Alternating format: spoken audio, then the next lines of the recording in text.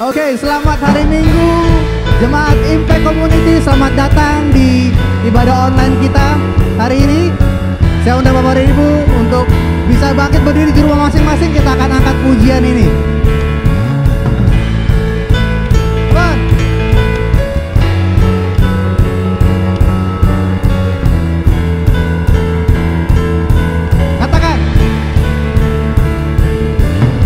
Terbayang kebesaran-Mu dan tak terbanding kekuatan-Mu Tuhan. Kau megah bagiku segenap jiwa dan pengharapan telah ku serahkan untuk rencana-Mu Tuhan. Kau Raja atasku, hanya Kau yang layak ditinggikan. Yo, ajaib Kau Tuhan, agung dan perkasa. Kau sumber kemenanganku, layak berkuasa, memerintah selamanya. Yesus, Kaulah Raja mulia.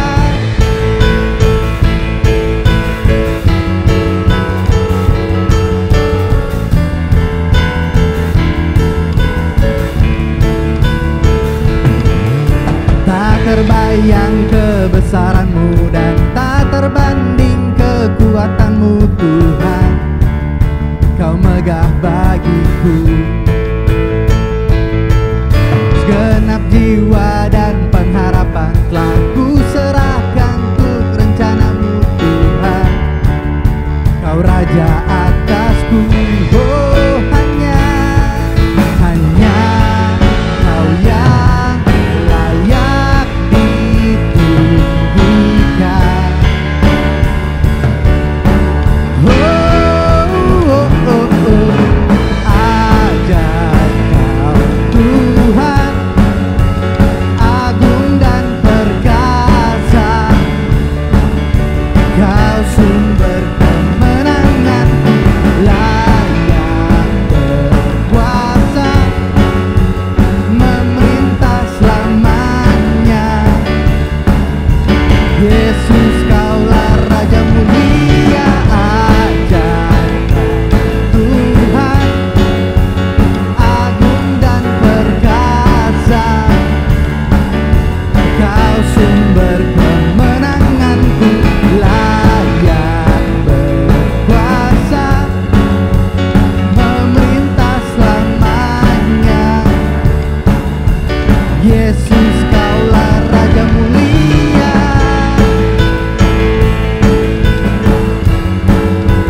Raja mulia,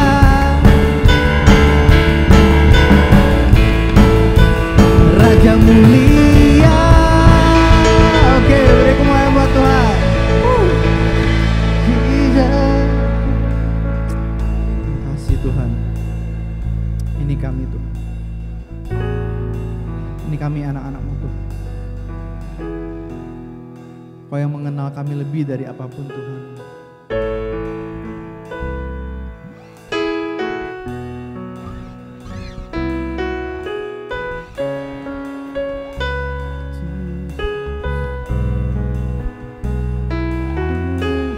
Terima kasih buat kebaikan-Mu Tuhan.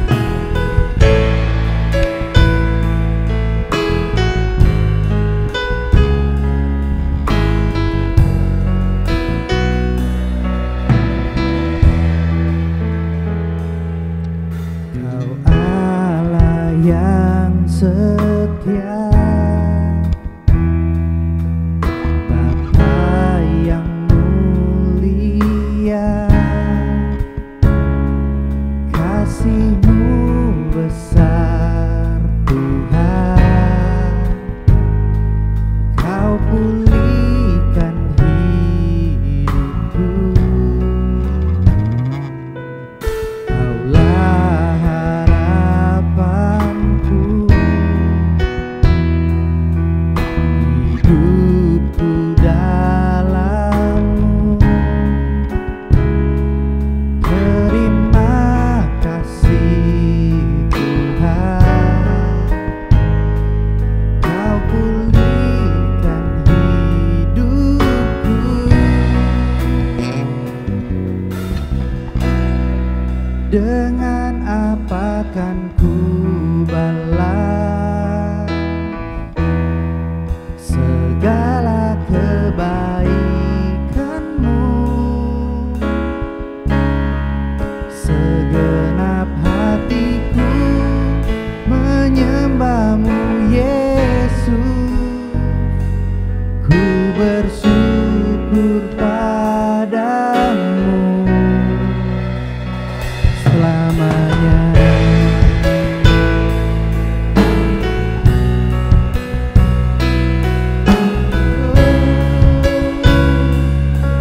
Selamanya Tuhan.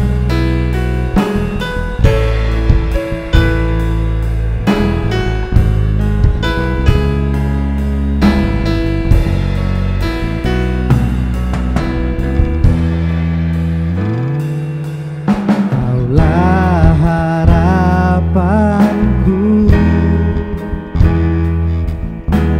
hidupku dalam-Mu. Terima kasih Tuhan, Kau selamatkan hidupku. Dengan apa kan ku balas segala kebaikan-Mu? Segenap hatiku menyembah-Mu Yesus, ku bersyukur padamu. Dengan apa kan ku balas segala kebaikan-Mu? Segenap hatiku menyembah-Mu Yesus, ku bersyukur padamu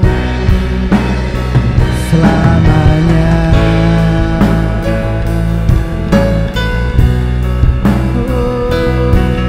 Selamanya Tuhan, kebaikan-Mu Bapa Yesus.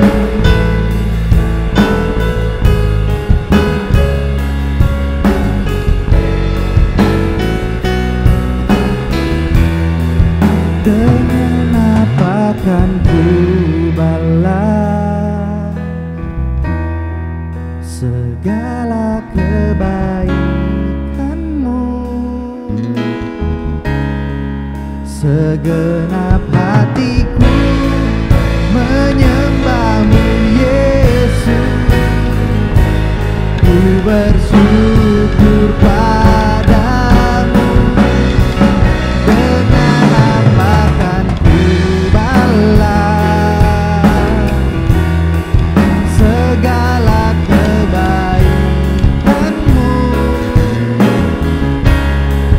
Segenap hatiku menyembah-Mu Yesus, ku bersyukur padamu selamanya.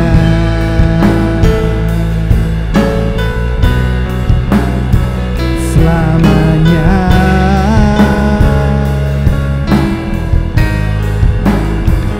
Selamanya.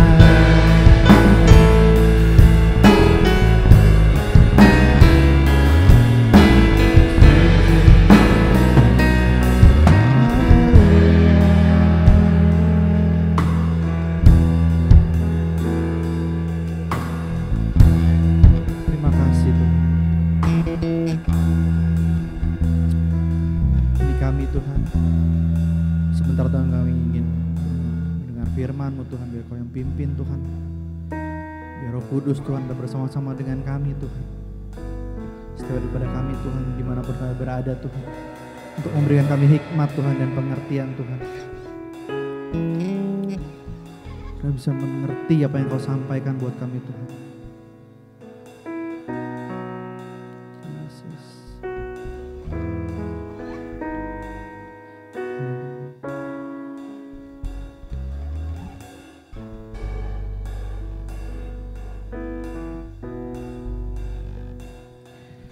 Bapa, Engkau mengenalku lebih dari siapapun. Engkau tahu ceritaku dan isi hatiku. Tak peduli masa lalu, tetap memilihku, bahkan ku sempurnakan jadi karya yang indah. Kini aku percaya tiada yang mustahil bagimu. Kuasa-Mu kuatkanku, dasarku berharap.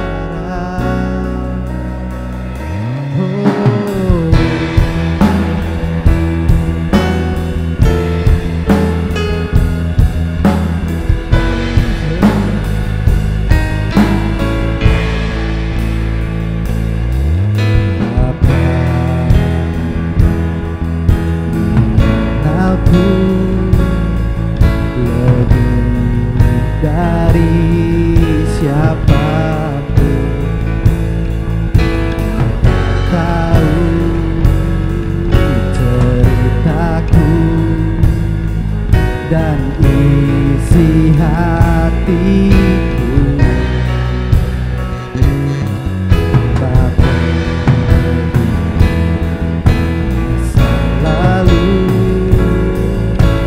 tetap memilihku, kan ku sempurnakan jadi karya yang indah. Kini aku percaya tiada yang mustahil bagimu. Kuasa-Mu kuatkanku, dasarku berharap. Kini aku berserah pada rancangan-Mu bagiku.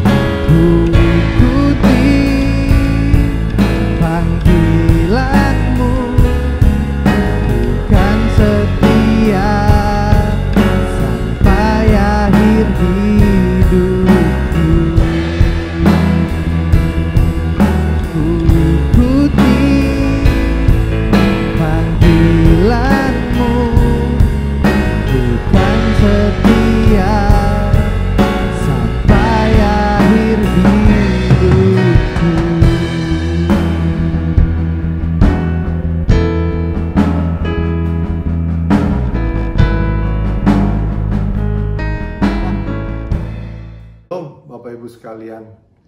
Tentunya saya harapkan semua dalam keadaan yang baik, sehat, dan senantiasa dalam perlindungan Tuhan. Walaupun kita rindu untuk kita di dalam ibadah offline, tapi kita boleh masuk online, tapi kita tetap di dalam kekuatan Tuhan. Bilang kiri kanan, Yesus tetap dahulu, sekarang, dan sampai selama-lamanya. Haleluya. Sebelum kita masuk dalam firman Tuhan, kita mau berdoa terlebih dahulu. Bapa, dalam nama Yesus, terima kasih. Kalau kesempatan kembali kami boleh ibadah secara online, itu bukan satu halangan untuk kami boleh menerima kebenaran-Mu. Bukan satu halangan kami boleh berjumpa secara pribadi dengan Engkau, Tuhan. Mari pengurapan-Mu turun atas setiap kami, Tuhan, sehingga kami mengerti akan firman-Mu yang kami dengar, untuk kami boleh menjadi pelaku di dalam firman itu. Kami bersyukur, mari urapi hamba-Mu, setiap kami yang mendengar, biar semua firman yang kami terima boleh bertumbuh di dalam kami, dan kami boleh menjadi berkat bagi banyak orang. Kami bersyukur untuk semuanya, kami berdoa di dalam nama Tuhan Yesus Kristus. Setiap kita yang percaya bersama berkata, amin. Nah, saudara yang dikasihi Tuhan, kita telah belajar tentang hati nurani pada minggu-minggu yang lalu. Ya, tentu saya yakin kita telah memilih untuk kita hidup di dalam hati nurani, karena kita percaya Roh Kudus telah ada dalam hidup kita. Bedanya dengan orang lain gak punya Roh Kudus, tetapi kita di dalam Kristus kita punya Roh Kudus yang menuntun kita. Hati nurani kita terus-menerus diperbaharui sehingga hidup kita menjadi murni di hadapan Tuhan. Nah, saudara dikasih Tuhan, hati nurani yang benar itu jangan cuma kita miliki dan sebentar itu hilang, saudara. Tetapi hati nurani itu kita harus pelihara baik-baik, saudara. Karena seringkali kita mendengar firman Tuhan dan kemudian kita lupa, atau kita sudah mendapatkan satu pelajaran, kita lupa, dan kita lupakan itu dan kita nggak lakukan lagi. Tetapi kita mau pelihara, saudara. Katakan sama-sama, kita pelihara. Nah, saudara kasih Tuhan, kalau saya memelihara, misalnya contohnya pepohonan, saya lagi menanam, saudara. Ketika saya menanam dan saya memelihara satu pohon, tentu daun yang mulai mengering saya buang, saudara. Saya mulai perbaiki, saya kasih pupuk yang baik, yang jelek-jelek saya buang, saudara.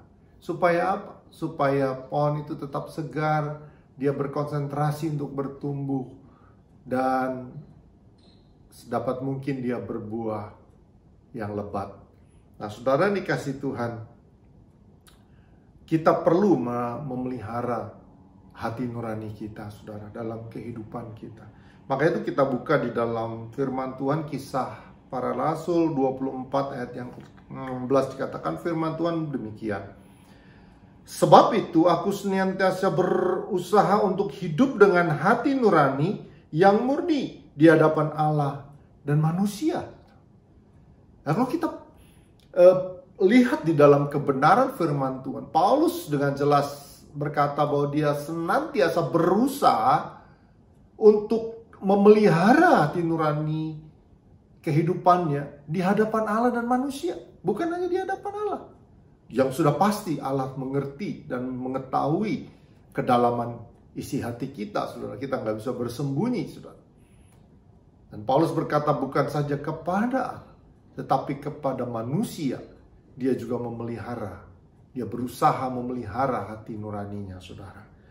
Nah, saudara dikasih Tuhan, hati nurani adalah mata jiwa yang memandang keluar, saudara.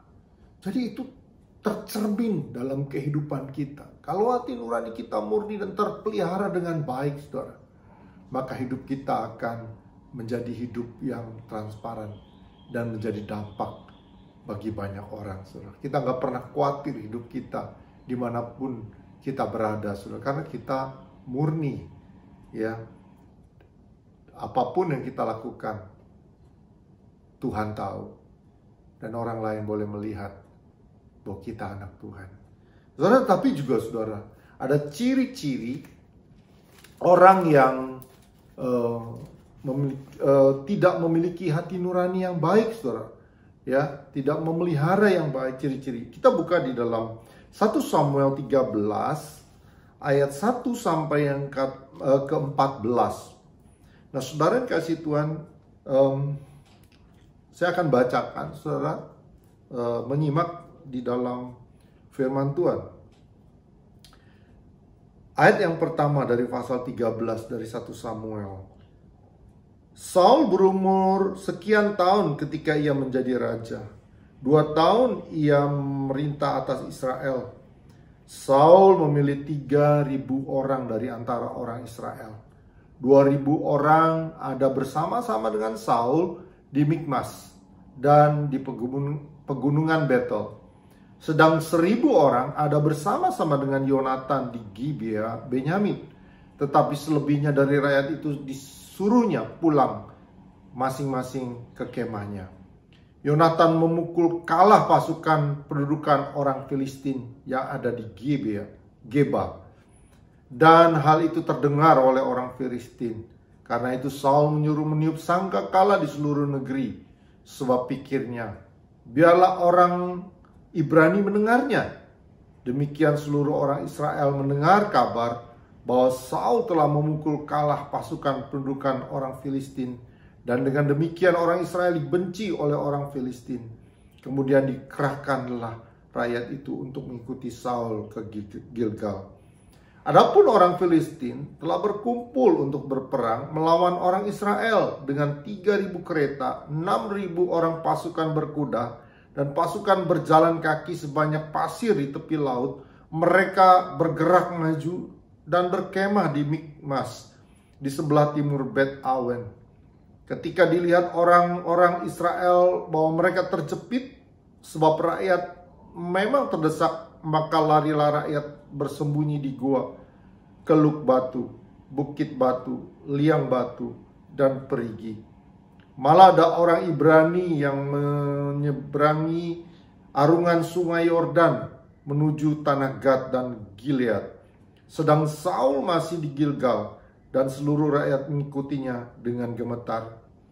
Ia menunggu 7 hari lamanya sampai waktu yang ditentukan Samuel. Tetapi ketika Samuel tidak datang ke Gilgal, mulailah rakyat itu berserak-serak meninggalkan dia. Sebab itu Saul berkata, bawalah kepadaku korban bakaran dan korban keselamatan itu.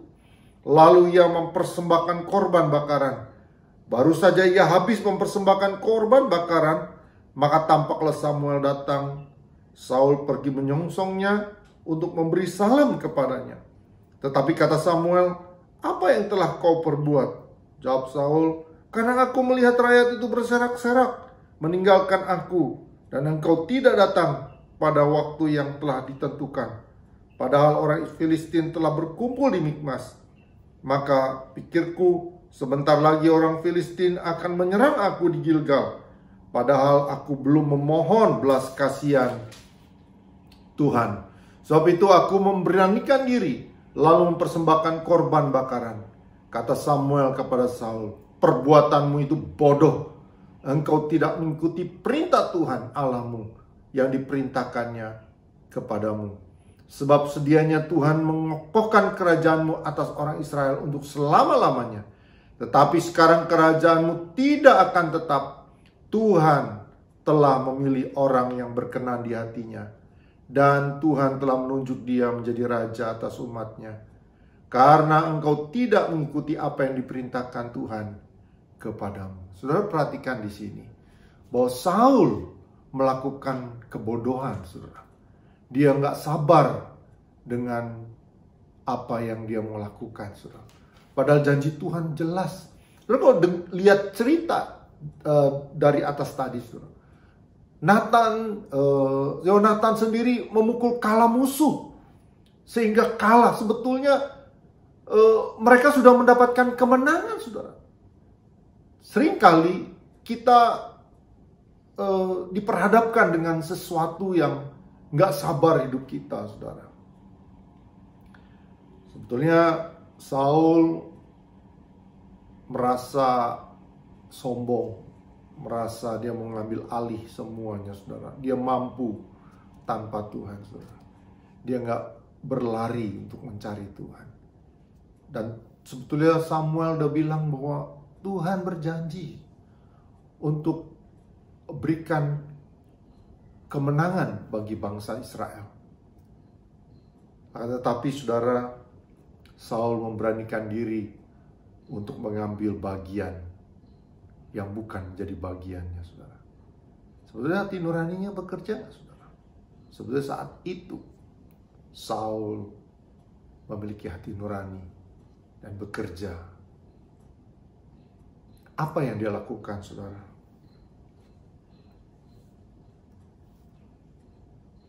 Saul tidak mengindahkan apa yang Tuhan katakan.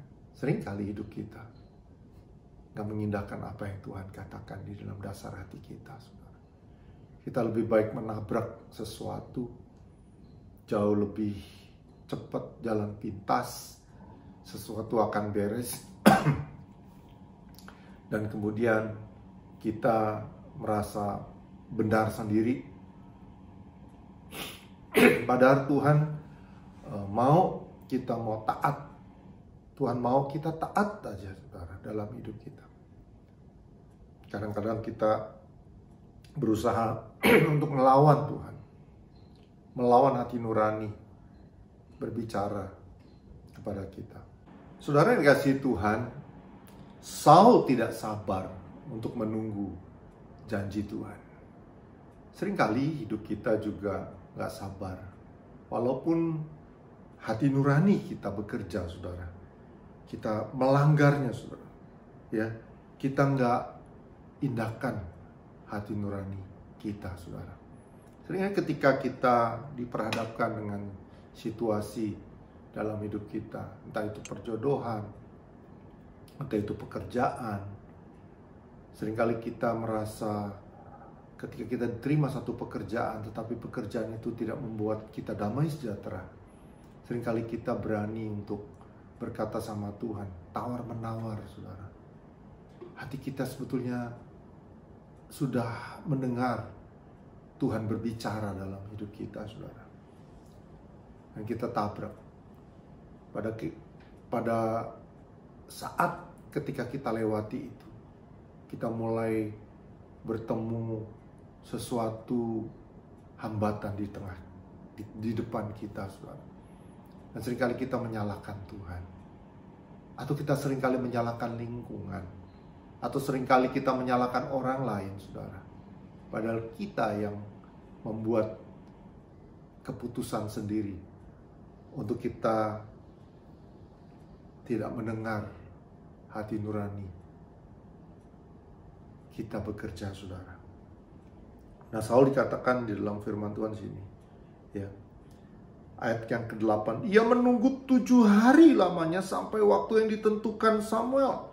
Tetapi ketika Samuel tidak datang ke Gilgal, mulailah rakyat itu berserak-serai meninggalkan dia. Benar sampai di sini, saudara. Ya, tapi sebab itu Saul berkata, bawalah kepadaku korban bakaran dan korban keselamatan itu. Lalu ia mempersembahkan korban bakaran. Dia mulai bertindak dengan kehendak hatinya, saudara. Dia gak percaya Tuhan. Dia gak mempercayai Tuhan, bahwa Tuhan telah, kalau di atas kita perhatikan, Yonatan telah mengalahkan orang-orang Filistin itu, saudara. Walaupun orang Filistin banyak, Tuhan punya kuasa atas segalanya. Seringkali kita nggak mengindahkan kuasa Tuhan. Kita tidak menghiraukan hati nurani kita bekerja, saudara. Kita nggak memelihara.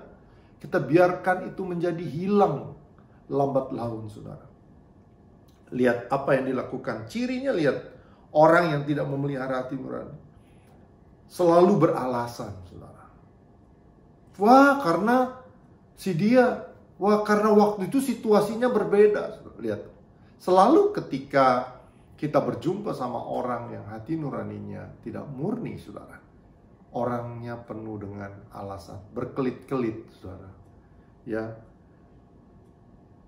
Waktu Samuel datang kepada Saul, apa yang telah kau perbuat? Saul jawab begini, saudara. Karena aku melihat rakyat itu berserak-serak meninggalkan aku, dan engkau tidak datang pada waktu yang telah ditentukan. Nyalakan orang lain, saudara. Ciri orang yang gak memelihara hati nurani itu adalah seringkali menyalahkan lingkungan, menyalahkan orang lain. Wah, karena dia. Oh, karena situasinya seperti ini. Orang banyak sekali anak-anak sekolah diajarkan di dalam lingkungannya, nyalakan lingkungan, nyalakan guru, saudara. Kalau dapat nilai jelek, nyalakan guru. Kalau lingkungan membuat dia nggak nyaman, nyalakan lingkungan, saudara. Ya, padahal saudara, seringkali dia yang tidak memperhatikan gurunya. Seringkali nggak menghiraukan lingkungan, saudara. Dia menjadi orang yang egois misalnya, saudara. Tapi seringkali menyalahkan lingkungan, saudara. Makanya nggak heran dari kecil kita dididik ketika kita belajar jalan. Dan ketika waktu kita berjalan dan kita terjatuh, orang tua kita, kamu jatuh ya? Dan anak kecil itu nangis, apa yang dipukul? Tempatnya yang dipukul, saudara. Dasar kamu yang salah. Padahal kan yang jatuh bukan tempat yang membuat dia jatuh, saudara. Tapi memang belum stabil. Nah, seringkali kita seperti demikian, saudara. Kita terdidik berpikir tentang menyalahkan lingkungan, menyalahkan orang lain, saudara. Itu ciri hati nurani yang tidak murni. Makanya ketika orang ditegur, dia memiliki hati nurani yang nggak murni, dia akan mencari lika-likunya, saudara. Salah yang ini, salah yang itu, saudara. Ya, lihat di sini.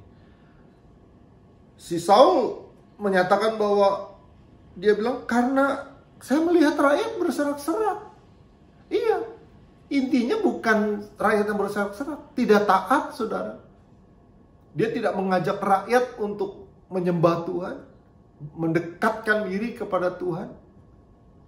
Yang kedua, lihat, dia beralasan lagi. Aku tunggu kamu, Samuel, tapi nggak datang-datang. Jadi saya ambil aja. Nah, saudara lihat. Sehingga orang mencari alasan. Ya, saya yakin kita semua bukan orang-orang yang mencari alasan. Bilang kiri kanan, kita memiliki hati nurani yang murni. Kita bukan pencari alasan, saudara. Nah, saudara dikasih Tuhan, apalagi ya? Selain beralasan, cenderung menyalahkan orang lain, jauh dari Tuhan. Ya, lihat di ayat yang 12. Sebentar lagi orang Filistin akan menyerang aku di Gilgal. Padahal aku belum memohon belas kasihan Tuhan. Sebab itu aku memberanikan diri lalu mempersembahkan korban bakaran. Kata Samuel, Saul, perbuatanmu itu bodoh. Engkau tidak mengikuti perintah Tuhan. Seolah-olah dia mencari Tuhan. Tapi padahal dia nggak mengikuti janji Tuhan. Banyak kali kita terlihat sepertinya kita mencari Tuhan, tapi kita nggak mau taat. Yang paling jelas adalah ketika kita memelihara hati nurani kita, mengikuti hati nurani kita, kita sedang mengikuti bagaimana Tuhan bekerja dalam hidup kita, saudara. Maka itu kita perlu memelihara hati nurani kita, saudara. Kita harus berusaha, saudara. Saudara yang dikasihi Tuhan, bagaimana kita bisa memelihara hati nurani kita, saudara? Yang pertama adalah kita perlu membangun terus-menerus hubungan dengan Tuhan. Kita terus harus membangun hubungan dengan Tuhan. Karena kekuatannya ada dalam Tuhan, saudara. Kita beruntung menjadi anak Tuhan yang ada Roh Kudus yang selalu berbicara, karena kita punya hubungan yang kuat sama Tuhan. Ketika Tuhan hidup dalam hidup kita, hati nurani kita senantiasa berbicara bersama dengan Tuhan. Terus-menerus mengingatkan kita. Itu karena hasil hubungan kita dengan Tuhan. Bukan dengan apa yang menjadi kekuatan hidup kita. Seperti Saul, apa yang dipikirkan. Tapi bukan dari hasil hubungan dengan Tuhan. Di dalam firman Tuhan Efesus 4 ayat 21 sampai 24 saya bacakan. Karena kamu telah mendengar tentang Dia dan menerima pengajaran di dalam Dia menurut kebenaran yang nyata dalam Yesus, yaitu bahwa kamu berhubungan dengan kehidupan kamu yang dahulu harus menanggalkan manusia lama yang menemui kebinasaannya oleh nafsunya yang menyesatkan, supaya kamu diperbarui di dalam roh dan pikiranmu, dan mengenakan manusia baru yang telah diciptakan menurut kehendak Allah di dalam kebenaran dan kekudusan yang sesungguhnya. Saudara, kita akan diperbaharui ya di dalam roh dan pikiran kita ketika hidup kita punya hubungan dengan Tuhan. Nggak ada cara lain, saudara. Ketika kita mau memelihara hati nurani kita yang benar, ya, kita harus punya hubungan dengan Tuhan. Karena Tuhan yang ada di dalam kita, Dia bekerja luar biasa. Dia memberikan nasihat-nasihat dalam hidup kita. Ketika kita punya hubungan sama Tuhan pagi hari, ketika kita melamar kerjaan, ketika kita menemui perjodohan, ketika kita mendapatkan satu pekerjaan, saudara, selalu itu berhubungan dengan hati nurani kita, saudara. Apakah itu berkenan di hati Tuhan? Apakah itu membuat kita jauh dari Tuhan? Apakah membuat hati kita penuh dengan kebohongan dalam hidup kita, saudara?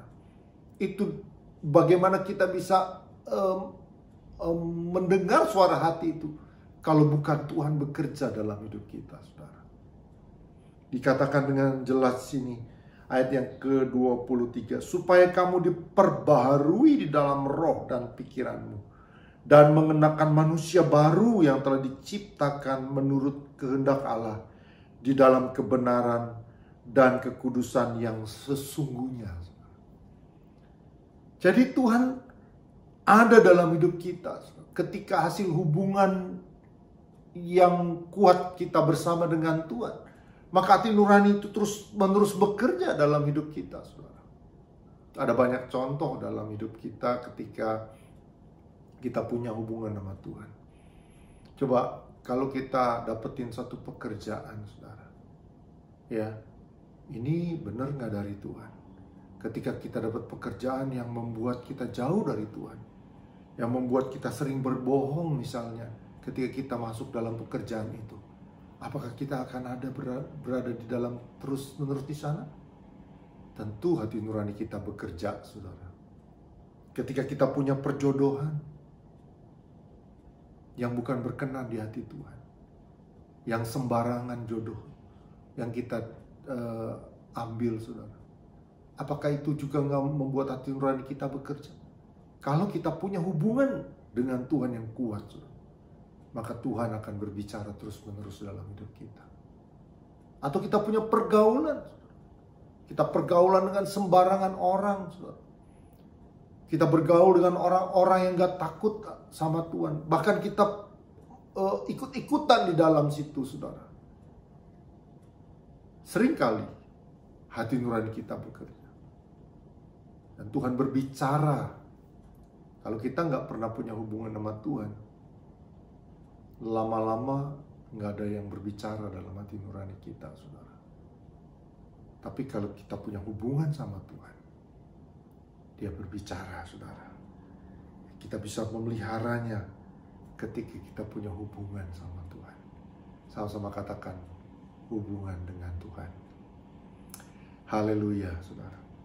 Makanya jangan pernah tinggalkan hubungan dengan Tuhan, karena itu yang membuat hati kita tetap murni di hadapan Tuhan.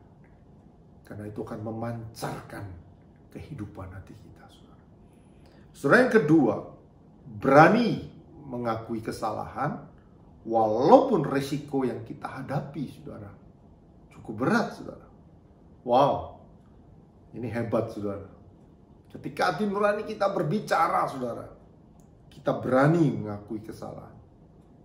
Kita gentleman, istilah yang kerennya, saudara. Berani, ya, walaupun hambatan itu ada tetap, saudara. Hambatan yang pertama misalnya, harga diri tentunya, saudara. Seringkali yang membuat hambatan ketika kita mengakui kesalahan adalah harga diri, saudara. Merasa bahwa dia lebih tinggi dari yang lain, gak perlu minta maaf sama yang lain. Atau lebih kecil, kan dia lebih besar, dia harus datang dulu ke saya. Atau yang besar juga bilang, saya kan lebih besar, dia harus datang kepada saya. Harga diri, saudara.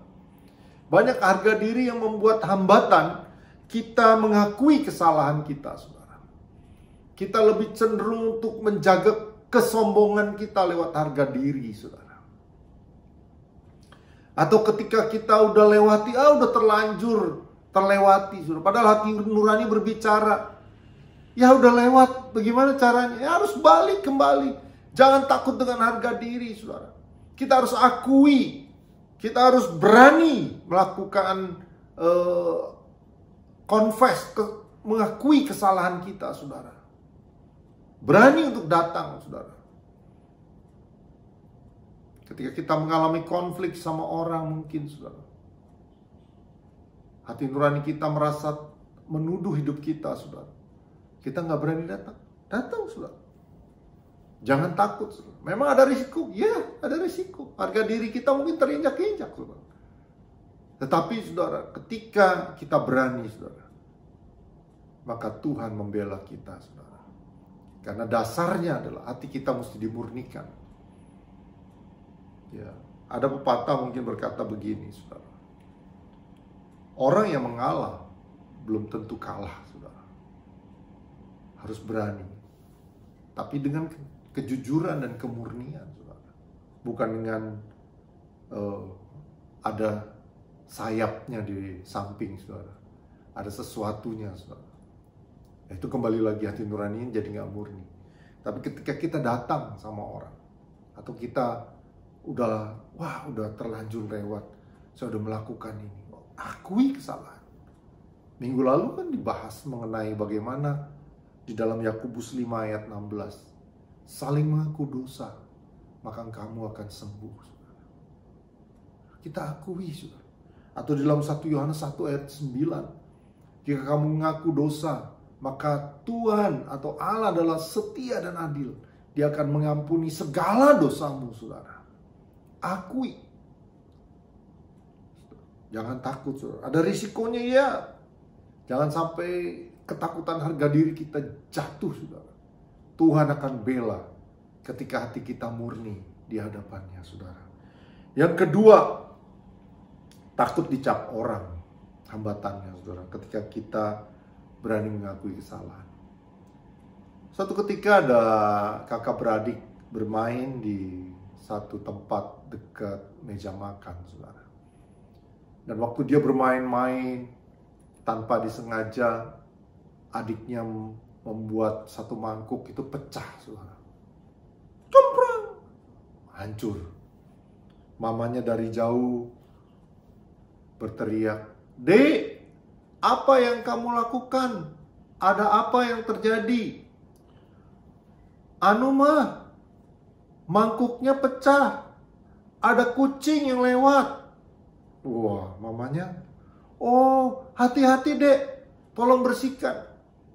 Saudara, waktu si anak yang kecil ini berbohong, saudara, di situ ada kakaknya, saudara. Padahal dia yang memecahkan, saudara. Ya, kemudian dia beresin buru-buru. Suatu saat dia berjalan dengan kakak dan adik ini, saudara. Kakaknya tahu adiknya berbohong. Hati nuraninya tertuduh, saudara. Kakaknya bilang begini, "Dek, aku mau beli sesuatu dek, tolong kasih saya uang untuk kamu belikan. Ah, nggak mau kak. Mangkuk pecah. Ya, mangkuk pecah. Dan nanti saya adukan ke mama. Saudara, wah takut adiknya. Karena hati nuraninya nggak diberesin, saudara, nggak dipelihara. Akhirnya dia kasih. Beberapa kali dia berjalan selalu dia tertuduh, saudara. Apalagi kakaknya selalu bilang, mangkuk pecah. Dan dia nggak bisa keluar dari situasi itu, saudara. Sehingga dia selalu tertuduh, saudara. Suatu malam, adiknya itu datang kepada mamanya. Dia bicara, "Ma," katanya, "saya minta maaf." Kata mamanya, "Apa yang membuat kamu minta maaf?" Kata dia, "Begini ma, waktu itu ada mangkuk yang pecah itu bukan kucing ma yang memecahkan, tetapi sayalah yang memecahkan mangkuk itu." "Oh, kamu rupanya. Ya udah, lain kali hati-hati," kata mamanya. Dan kemudian esokan harinya dia berjalan lagi bersama kakaknya. Dan kakaknya kembali lagi berbicara kepada dia, "Dek, aku mau beli sesuatu dek. Tolong kasih uang dek buat saya." Terus dia bilang, "Enggak kak. Mangkuk pecah. Nanti aku beritahukan kepada mama." Kata sang adiknya kepada kakaknya bilang begini, "Silakan saja beritahukan kepada mama. Karena aku sudah membereskannya kepada mama." Saudara, kakaknya tidak lagi bisa menuduh, saudara. Tidak lagi mengintimidasi. Kenapa sudah dibereskan, saudara? Ada resiko? Ya mungkin ada resiko yang berat, saudara. Tapi toh juga ketika dia selesaikan bersama mamanya, adiknya ini, saudara, mamanya tidak marah, saudara. Seringkali kita ketakutan. Kita takut dicap sama orang lain, saudara. Kalau kita beres hati nurani kita dituduh apapun, saudara, kita nggak pernah takut. Karena kita murni di hadapan Tuhan. Saudara yang dikasihi Tuhan, berani walaupun dengan resiko apapun, saudara, yang kita hadapi. Kita belajar itu, saudara. Yang ketiga, kita harus memegang teguh nilai-nilai kebenaran firman Tuhan, saudara. Kita buka di dalam 2 Timotius 3 ayat yang ke-16.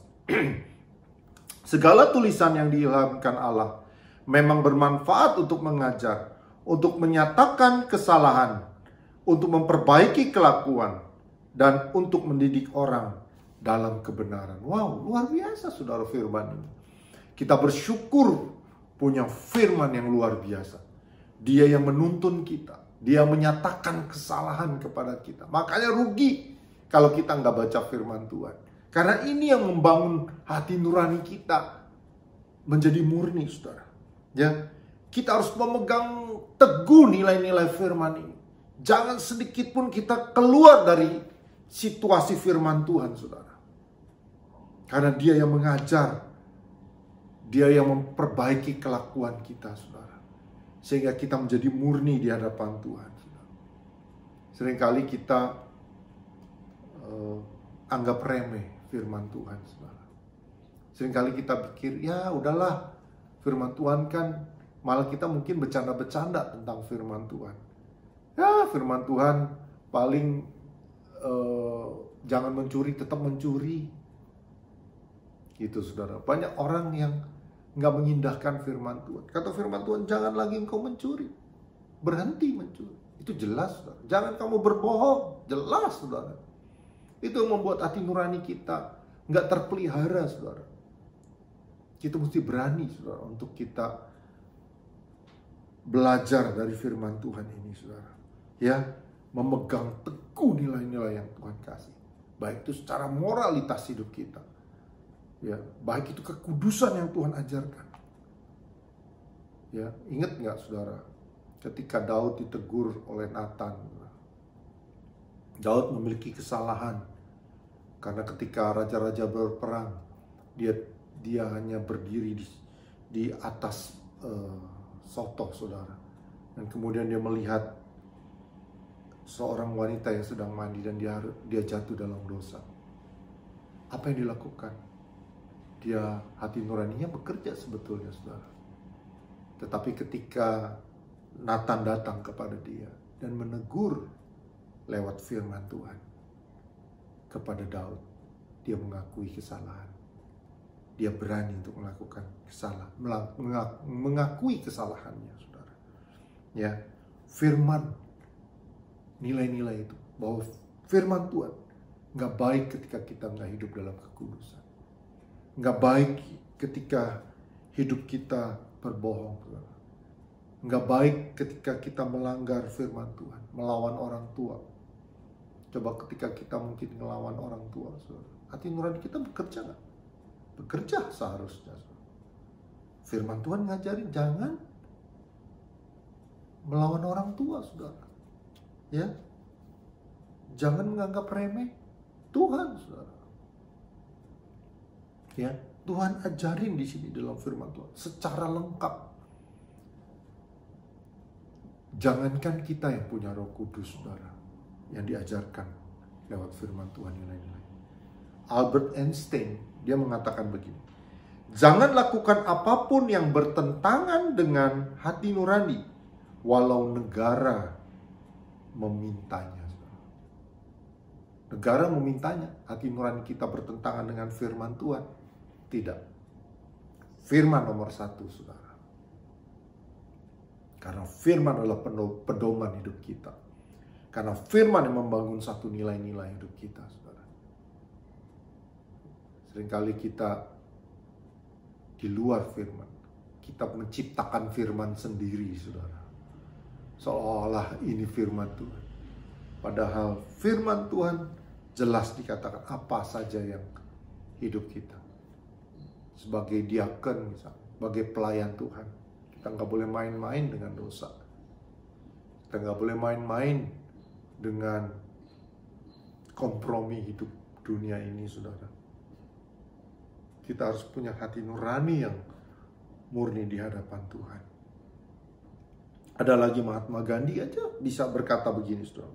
Pengadilan di atas negara adalah pengadilan hati nurani. Jadi seringkali mungkin dia dalam negara, saudara. Negara membuat punya pengadilan hakim yang seringkali tidak dengan adil menghakimi, saudara. Tapi seringkali manusia punya hati nurani, saudara. Di luar Tuhan aja, saudara, mereka memegang hati nurani. Apalagi kita yang punya Roh Kudus. Kita punya hati nurani. Ketika berbagai profesi yang kita miliki, saudara, kita harus gunakan hati nurani yang Tuhan berikan. Karena Dia telah menebus hidup kita dari hati nurani kita yang salah. Sehingga kita boleh diperbaiki memiliki hati nurani yang berkemenangan bersama dengan kemenangan Kristus. Kita bisa bilang dalam profesi kita, entah itu pelajar, kita nggak nyontek, saudara. Entah itu pekerja, kita nggak berbohong, kita nggak catut-catutan, saudara. Kita nggak main sogok-sogokan. Entah itu ibu rumah tangga, kita nggak ngomong-ngomongin orang, saudara, sehingga orang lain tertekan hidupnya, saudara. Kita nggak membenci orang lain, saudara. Ketika engkau mungkin bekerja di kantor, saudara, engkau menjadi orang yang sungguh-sungguh memiliki hati nurani yang murni. Mungkin ketika engkau dalam setiap profesi hidupmu, saudara, ya, kalau engkau mungkin di pasar, engkau nggak ngurang-ngurangin timbangan, saudara. Engkau harus hidup dengan jujur, karena itu nilai kebenaran firman Tuhan yang mengajarkan hidup kita, saudara. Biarlah hari ini kita belajar bagaimana kita memelihara hati nurani. Jangan sekedar kita punya, itu baik memang. Tapi lebih baiklah kita pelihara terus-menerus sampai kedatangan Tuhan kedua kalinya, saudara. kita kedapatan murni dan tidak bercacat di hadapan Tuhan. Dan Tuhan suka kepada setiap kita yang memiliki kemurnian, saudara. Maka itu, kita belajar, kita berusaha untuk memelihara hati nurani kita yang benar, saudara. Dengan memegang seluruhnya yang Tuhan berikan dalam hidup kita. Mari kita berdoa. Haleluya Tuhan. Terima kasih Yesus, terima kasih. Tuhan terima kasih Tuhan. Saudara mari taruh tangan kananmu di dadamu. Dan katakan, Tuhan, terima kasih aku telah memiliki hati nurani Tuhan. Karena kemenangan Kristus, kami boleh berkemenangan dengan hati nuraniku Tuhan. Tapi hari ini kami boleh memelihara hati nurani terus menerus. Kami boleh Tuhan membangun hati nurani ini untuk tidak hati nurani berhenti berbicara, tapi terus menerus kami mau taati, kami meresponi. Biarlah Tuhan itu semua karena hasil hubungan kami dengan Engkau Tuhan. Karena kami berani untuk mengakui, karena kami juga Tuhan hidup dalam kebenaran firman Tuhan. Terima kasih Tuhan, mari Engkau bekerja pada setiap kami Tuhan. Jemaat-Mu di Impact Community Tuhan, kiranya Tuhan Engkau bekerja Tuhan, sehingga memiliki hati nurani yang murni, terpelihara dengan baik, sampai kedatangan-Mu yang kedua kali Tuhan. Kiranya Tuhan mengurapi setiap kami Tuhan, sehingga kami benar-benar memiliki kemurnian di hadapan-Mu Tuhan. Kami gak mau bercacat celah di hadapan-Mu Tuhan. Kami mau murni di hadapan-Mu Tuhan. Kami mau meninggalkan manusia lama kami Tuhan. Kami mau diperbaharui terus-menerus ke arah Kristus, sehingga Tuhan kami boleh berkenan di hadapan-Mu. Kami bersyukur Tuhan, terima kasih Bapa. Aku berkati jemaat-Mu Tuhan. Di dalam nama Tuhan Yesus, kami bersyukur buat hari ini. Kami percaya Tuhan, kebenaran ini boleh nyata dalam setiap hidup anak-anak-Mu. Kami bersyukur di dalam nama Tuhan Yesus Kristus. Haleluya. Amin. Amin. Tuhan Yesus memberkati.